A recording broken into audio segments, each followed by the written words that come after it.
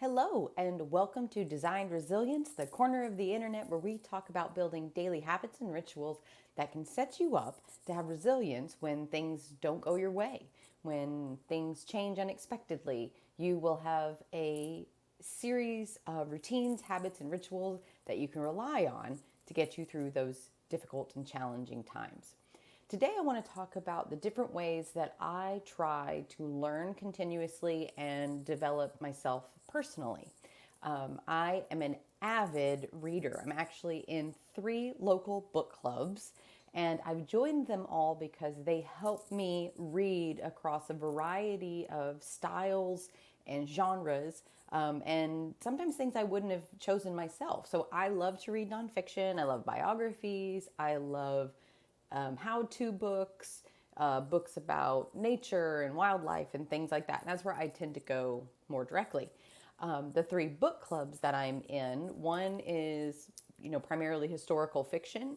Another one is theme based. So every month we get a theme and we get to offer books up in that theme. And a lot of times I'm having to go to Goodreads and put the theme in and see what it surfaces because I wouldn't know a book in these creative themes just by myself. So it gives me a little research and gives me the opportunity to see what other people are finding in that theme. And then I can save all those down. And then the book club picks one each month and we read and discuss. And then the third one I'm in is tending to be more mystery or kind of thriller based books. We, love a good whodunit. And so by reading, first of all, reading generally helps me to expand my vocabulary. It helps me to think creatively because I am a very linear and practical thinker. And so as I'm reading these books, I am learning about ways to write, ways to describe. I'm seeing character development, and sometimes when there's a fantasy book thrown in there, world development.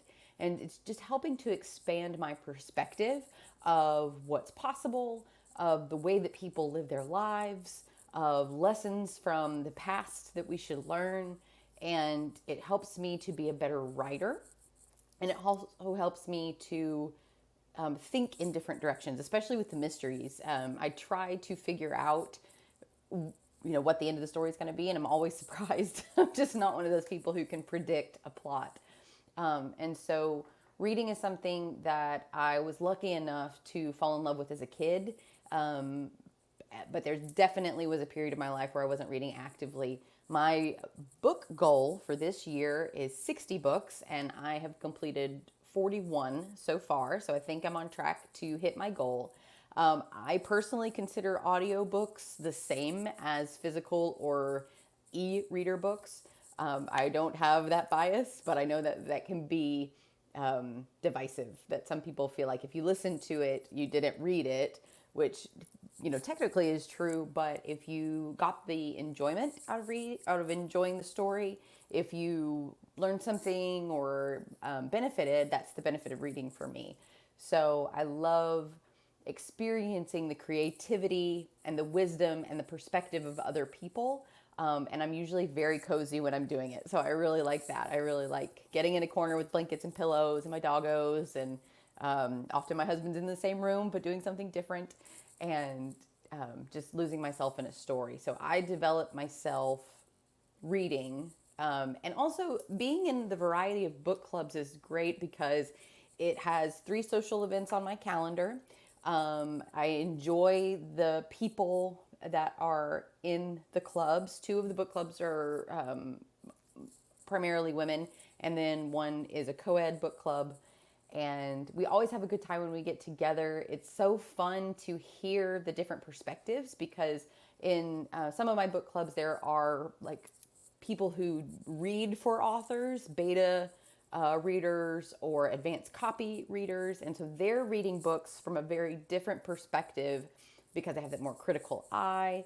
They're looking for continuity and things like that. And I'm just reading to enjoy it. So having the addition of the conversation from the book club plus my own reading experience really makes it a full experience for me. So I super enjoy that.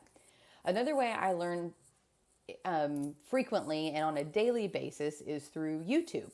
I have a couple of creators that I follow who are focused on different aspects of life. I have also used YouTube to help change my mindset about a lifestyle change I wanted to make. So, for instance, when my husband and I were going through our debt free journey, we obviously were listening to content from the organization that we followed for a debt free journey, which was the Dave Ramsey program. So definitely listening to and watching those videos.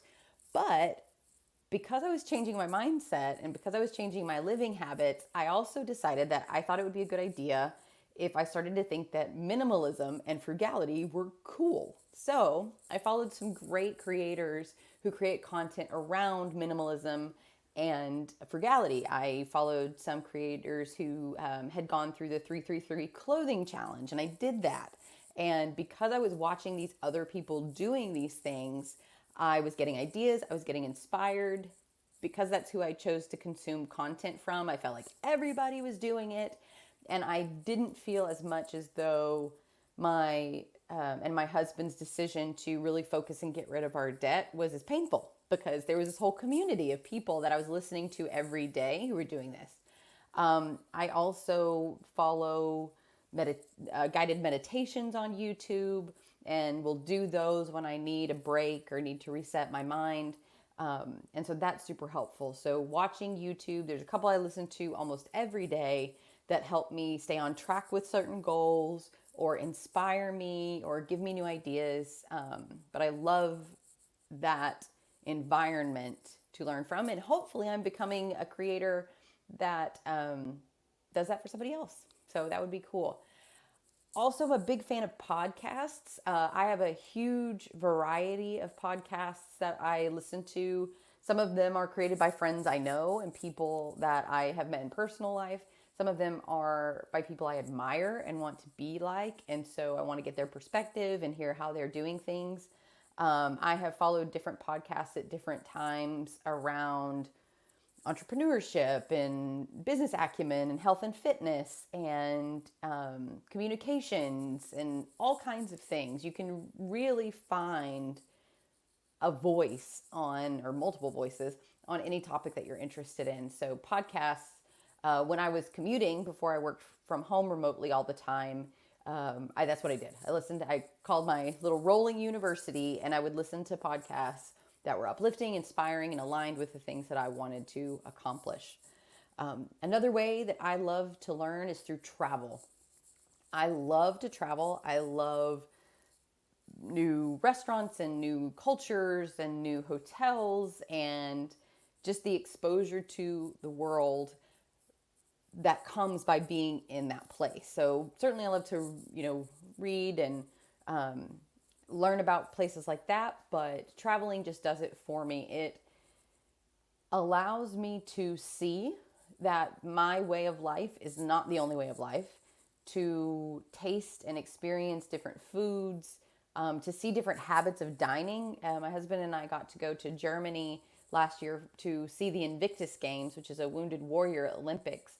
And the culture of the Altstadt, the downtown area where we were in Dusseldorf, and all of the open air cafes, and just how in the late afternoon and early evening people just were there and hanging out and talking to each other. And I'd never seen anything like that before. And I loved the communal nature of the tables, long, big picnic style tables, or individual dining if you preferred. And people were just out and walking around and riding bikes, and that's not something I'd ever seen before. And or when I've had the opportunity to travel to Mexico and see the big resort areas and how those are populated, and then being able to go into more of the actual town nearby, and just how what is normal is not the same from place to place. And I love learning that way. And I've made some friends that I've kept from my travels, and we're still connected through social media, and it has certainly expanded my horizons, humbled me, made me grateful. So yes. Another way that I love to learn, my husband and I actually love to learn watching documentaries. I heard a funny story that if you like to watch cult documentaries, that you may have grown up or been exposed to culty behavior, and in your childhood, maybe through your parents or maybe a religion or just something that you saw, and so we do kind of love watching those, mostly because we love seeing the stories of the people who got out, who had their voice kind of covered by those organizations and then found their voice again. But we also watch, oh goodness, food documentaries or documentaries about famous people, or we love house hunter shows, because not only do you get to see the environment, like the place that people are looking for houses in, but you also get to see different houses and how they're built. And so we love that because it gives us something to talk about. It gives us, we might pause a documentary and be like, can you believe that just happened? The spectrum of human experience is never ending. So I do tend to kind of learn all the time. I have one game on my phone that I play when my brain feels like a gray fuzzball and is just frazzled. But honestly, most of the time if I'm engaged, I'm learning. And so it helps me in a couple of ways, I think. It helps me to remember that my immediate circumstance is not the whole world, that there is more going on than I could see or perceive in a day, a week, a month, a year, a lifetime, that there's always something else going on. And so I don't have to get fixated on what's right in front of me. I can go and explore or learn about something different. I know it's good for my brain health because it keeps my brain producing connections and linking things together as I continue to learn. It makes me more interesting, I think. I can relate to more conversations. I can find common ground with more people because I have learned a variety of things in a variety of areas. It also helps me start conversations. If there's like an awkward silence or something, I have usually read, listened to, or watched something that might be a good and safe topic of conversation. I don't have to rely on a lot of the common topics. For instance, right now we're in an election year, and so a lot of the media that people are consuming may be regarding that. And that's not all I'm consuming. I'm learning a lot of other stuff, so I can talk about other things, and I like that a lot. And it helps me to be interested in other people and what they're going through and what they're talking about, because I do have that mode of learning. Another benefit of continuous learning is helped me overcome perfectionism. I definitely am a person who believed for a long time that my value was tied to what I could do and what I could produce. And I also had experience that told me that I produced at a high level. I got good grades in school. I graduated from college in 3 years. I things I was able to produce quality, and I thought that was my value. And as I watch, that made me think of another one. A sixth way I love to learn is the MasterClass platform. I love, and I'll get back to my original point. Hello, ADHD brain. But the MasterClass platform is amazing because you can learn from masters in fields that you'll never connect to. So one of the examples I think of is I watched Simone Biles' MasterClass. And it was a balance of gymnastics, certainly. I mean, she has these great demos and diagrams and coaching for gymnasts.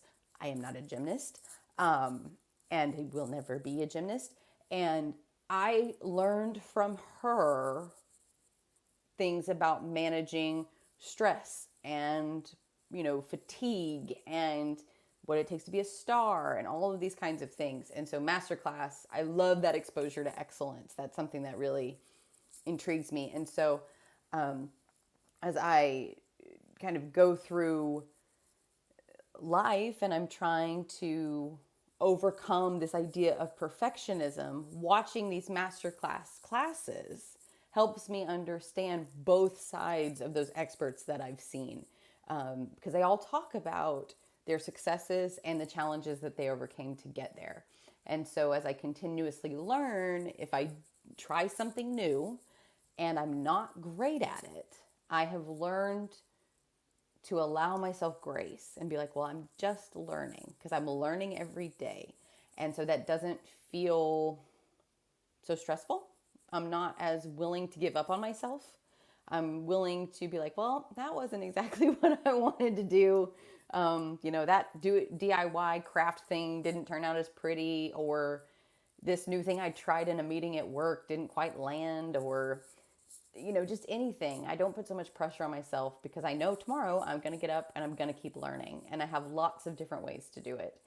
And luckily, I am surrounded by mostly people who are comfortable with that they are comfortable with my intention to do good, and they know I'm learning. So I would offer that if any of those things, if reading or joining a book club, listening to podcasts, watching videos on YouTube, MasterClass, watching documentaries, traveling, if any of that sounds fun, I would love for you to take the opportunity to think about it as a learning experience. And when you practice learning every day, you keep getting better, you keep stacking that learning on itself, and it helps give you a stronger foundation. It's also something that you can do in a lot of ways relatively cheaply or free, so that if things are hard, times are hard, you can still do that. One more. The library. I volunteer at the library. I teach GED math, and I love my local library. So if we're thinking about free and convenient ways to get your access to information, libraries will have books and videos for rent for free. They also have internet so that you can watch your YouTube or listen to your podcast and things like that. So a bit of a rambling conversation, but something I'm really passionate about and something that takes up a lot of my time. So I hope this was helpful, and I'll see you next week.